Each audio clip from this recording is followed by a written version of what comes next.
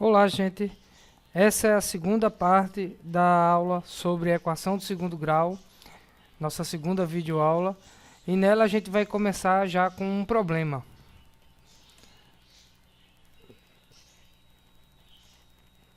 Que números, ao subtraírem seu quadrado pelo seu triplo, obtém zero como resultado?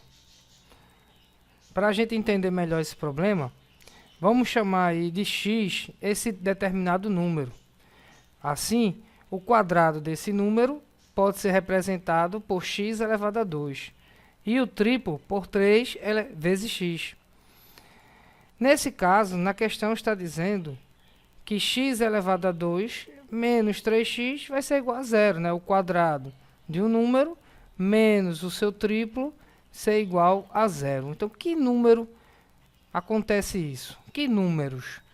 Bom, essa equação, x ao quadrado menos 3x igual a zero, não é do mesmo tipo da nossa primeira videoaula, porque a gente tem tanto x elevado a 2 com x, como também tem o menos 3x com x. Na videoaula anterior, os nossos exemplos só tinha x no termo que estava elevado a 2. Não tinha x no outro termo. Então, isso é o que diferencia esse tipo de equação do segundo grau da outra. E como é que a gente resolve esse tipo de equação? X elevado a 2 menos 3x. Bom, primeiro a gente tem que observar que tanto x elevado a 2 como o 3x tem x. Nesse caso, a gente pode utilizar um processo em matemática que é colocar o x em evidência, x em destaque. E aí, caso você multiplique aqui x pelo x, vai dar o x ao quadrado, e x pelo menos 3 vai dar o menos 3x. Então, a gente fatorou esse binômio em x vezes x menos 3. Qual é a vantagem disso? A vantagem é que se uma multiplicação está dando igual a zero, ou o primeiro termo é zero, e aí a gente já descobriu que o x vai ser igual a zero, ou então o segundo termo, que aqui está representado pelo parêntese x menos 3, também tem que ser igual a zero. E aí a equação deixou de ser do segundo grau, passou a ser do primeiro grau. E aí nós temos apenas que isolar o x, ficando com x igual a 3. Essas seriam as duas raízes, as duas soluções para essa equação do segundo grau. Explorando o problema. Como é que a gente poderia fazer, então, para resolver esse outro exemplo? 4x ao quadrado menos 12x igual a zero. Veja que ele é do mesmo tipo que nós estamos trabalhando nessa videoaula, nessa segunda videoaula, né? Então, eu percebo que tem x tanto no primeiro termo, como no segundo termo. Então, o processo vai ser o mesmo.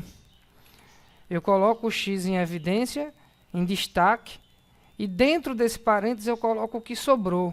Então, como aqui era x elevado a 2, tinha 2, né? X vezes x.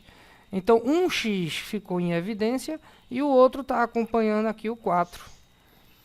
E aqui no 12x, esse x vai para a evidência e o 12 está sobrando aqui dentro do parênteses. Feito isso, a gente já pode concluir que x é igual a zero e esse parêntese também tem que ser igual a zero. E aí é uma equação do primeiro grau, para a gente resolver é só isolar o x. Então eu fico com 4x igual a 12, né? O 12 passa para lá. Lembrando que ele vai mudar de operação, se ele está subtraindo, vai somando, vai ficar 0 mais 12, que dá 12. E depois a gente tem que se livrar desse 4, que está junto do x.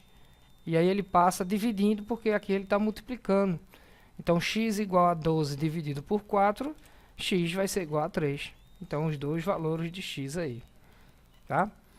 Resumindo, para esse tipo de equação em que eu tenho um termo com x elevado a 2 e o outro só com x, para a gente resolver, a gente vai ter aí uma equação incompleta, cuja resolução vai ser colocar o x em evidência e no parêntese a gente vai colocar o que sobrou, tirando o x de cada termo. Aí uma resposta sempre vai ser o x igual a zero, e a outra a gente resolve pela equação do primeiro grau, né? Passando x para o outro lado, ou b para o outro lado, e o a dividindo. Então, menos b sobre a. Ok? Com isso, a gente encerra nossa videoaula sobre esse segundo tipo de equação de segundo grau incompleta. E na próxima videoaula a gente vai estudar a equação completa do segundo grau. Bons estudos!